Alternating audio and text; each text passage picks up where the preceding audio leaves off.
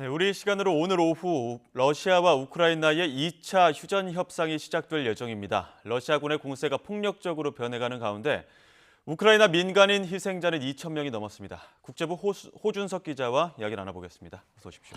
안녕하십니까. 오늘 오후에 2차 휴전 협상이 진행이 될 텐데 1차 협상보다는 좀 나은 결과가 도출될까요? 좀 기대해 볼 수 있는 요인이 있다면 1차 협상 때보다 양측이 다 절박해졌다는 겁니다. 예. 우선 우크라이나는 민간인 희생자가 2천 명이 넘었습니다. 2천 명, 엄청난 숫자입니다. 100만 명이 피난 행렬 이미 국외로 빠져나간 것으로 유엔이 집계했습니다. 예.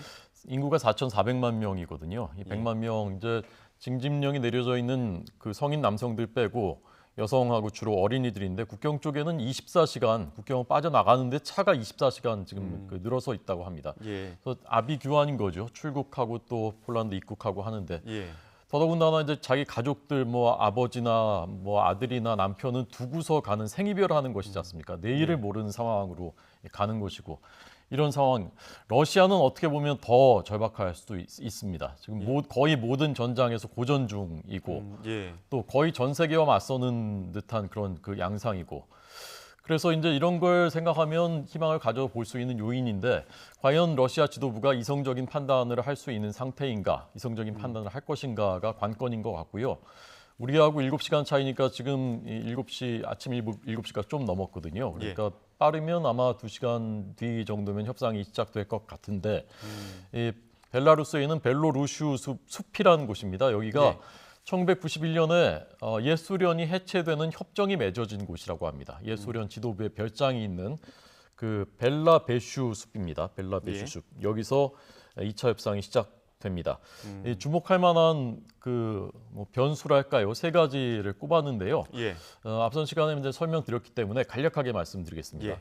첫 번째는 스위프트 국제은행 간 통신협회의 제재, 이거 결제를 다 막는 거죠. 이 제재가 발효되는 것이 12일입니다. 그러니까 러시아가 경제 핵폭탄을 맞는 날이 9일 남았다는 얘기입니다. 어찌 보면 서방에서 하나의 시한으로 제시한 그런 의미도 있지 않나 하는 게 협상의 압박이 될 것 같습니다.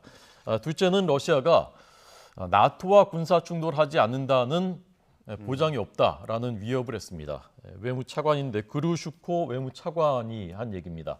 그러니까 양측이 이제 기싸움하고 있는 것이죠. 러시아 전투기가 실제로 중립국이지만 이번에 우크라이나에 무기 지원한 스웨덴 영공의 4대가 침범을 어제 하기도 했고요. 일종의 무력 시위인 것으로 보입니다. 이런 가운데 이제 미국인데 이런 기싸움을 하는 와중에 이것이 아주 우발적인 러시아가 이제 핵 얘기까지 하지 않았습니까? 오늘 실제로 우크라이나 그 주일 대사가 러시아가 미국에는 핵무기 공격을 할 수 없겠지만 우크라이나에는 할 가능성이 있다. 푸틴은 지금 통제 불능의 상태다라는 발언을 했는데 이런 아주 우발적이지만 가능성을 전혀 배제할 수는 없는 최악의 상황에 대비하기 위해서 ICBM 대륙간 탄도미사일 시험 발사가 다음 주로 원래 예정돼 있었던 건데 그걸 안 하겠다고 했습니다. 서로 의심을 받거나 또는 위험한 행동은 하지 말자는 것입니다. 그러니까 이런 그 우려가 좀 밑바닥에 깔려 있는 거죠. 이런 것도 하나의 변수로 작용할 것 같습니다. 지금 뭐 전장에서 러시아는 고전 중인데 한편으로는 협상을 준비를 하면서도 또 한편으로는 진격을 계속 이어가고 있습니다. 현재 지금 현장의 교전 상황은 어떻습니까? 네, 전체 그 우크라이나 지도를 보면서 간략하게 말씀을 드리겠습니다. 한마디로 표현하자면 미군이 어제 국방부가 전황 브리핑에서 맹렬한 저항 속에도 조금씩은 진격하고 있다라고 했습니다. 이제 결국 최대 격전지는 키이우 수도인데요. 일주일 안에 완전히 포위하고 고립시킬 수 있을 것으로 보인다. 러시아가. 그리고 완전 장악하는 데는 한 달 정도 걸릴 것이다. 양측이 다 피해가 클 것이라는 얘기입니다. 그다음에 이제 그 남부 쪽에 헤르손 여기가 보급 기지로서의 요충지입니다. 지금 러시아군이 보급에 굉장히 어려움을 겪고 있다는 정황들이 많이 나오고 있습니다. 그래서 이 헤르손은 대체로 지금 러시아군이 장악한 것으로 보입니다. 그 시내 중심가까지 진출했다고 합니다. 그다음에 이제 하르키우인데 여기는 제2의 도시입니다. 인구가 140만 명 정도. 키이우는 280만 명이고요. 여기는 어떤 의미가 있냐면은 그 여기까지 장악을 하고 나면 이제 키이우밖에 안 남았다라는 심리적인 압박을 할 수 있는 그래서 러시아군이 이쪽에 전 전력을 집중시키고 있는 것으로 보이고요. 자포리자가 보이지 않습니까? 자포리자 여기가 이제 그 남부 쪽에 가까운 곳인데요. 예. 여기에는 원전이 있습니다. 우크라이나의 최대 원전. 예. 우크라이나의 원자로 15기 가운데 6기가 여기에 있는 곳입니다. 이 주변 지역까지 러시아군이 장악했다고 IAEA에다 통보를 했다고 합니다. 예. 아직 그 원전까지 장악을 한 것은 아니고요. 네, 그런 예. 상황입니다. 자, 지금 러시아군이 원전 주변으로까지 지금 진격을 하고 있는 상황인데 러시아군 내부에서는 이 침공에 대해서 조금 회의적인 분위기도 감지된다고 하는데 어떤 상황입니까? 네, 여러 채널을 통해서 그리고 여러 외신들의 보도를 통해서 종합한 한 결과로는 예. 러시아군의 사기 저하, 그다음에 보급이 굉장히 형편없다라는 것들이 확인되고 있습니다. 사실은 러시아군이 이 현대화에 오랫동안 공을 들여서 전력이 굉장히 강화됐다. 예. 그리고 우크라이나 침공을 준비하고 있다는 얘기가 나온 것이 벌써 2달 전부터거든요. 예. 그러니까 준비가 잘 돼 있어야 되는 것이 이제 정상인데 예.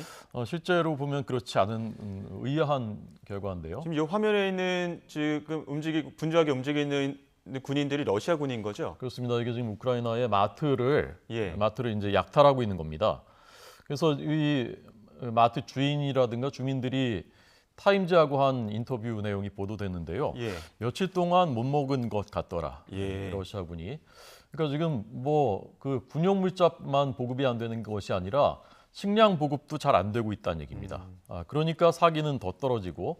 그다음에 또 하나 오늘 그 공개된 영상이 이 러시아군 아주 젊은 병사인데요. 자, 이 화면 보시겠습니다. 예. 아마도 이제 포로로 잡혔든지 아니면 이제 투항한 것 같은데 음식을 먹고 있는 군인이 러시아 군인 거죠? 그렇습니다. 예. 예. 우크라이나 주민들이 이 병사한테 음식을 주고 물을 주고 지금 이제 영상 통화를 시켜주는 겁니다. 예. 어머니라고 합니다. 어머니. 러시아에 있는 어머니와 러시아... 아니 우크라이나 군인의 어머니죠. 우크라이나 군인과 예, 군인 예. 어머니하고 영상 통화를 하니까 예. 하다가 이제 울먹이는 그 러시아군의 모습이고요. 이 영상 속에 이제 우크라이나 남성의 목소리가 나오는데 이 젊은이들 잘못이 아니다. 이들도 여기 왜 왔는지도 모르고 왔다.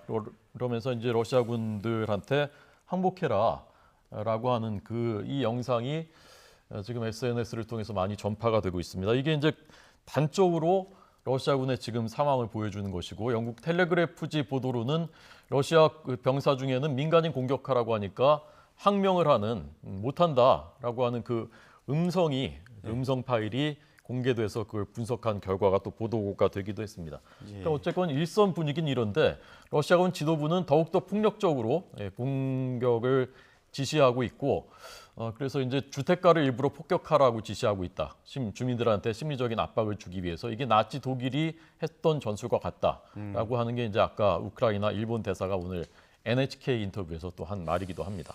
네, 현장에서 영문도 모르는 젊은이들의 희생이 조금 줄어들길 또 2시간여 뒤에 열리는 2차 협상에서 희망적인 이야기가 들리길 또 기대해 보도록 하겠습니다. 지금까지 국제부 호준석 기자와 이야기 나눴습니다. 오늘 말씀 고맙습니다.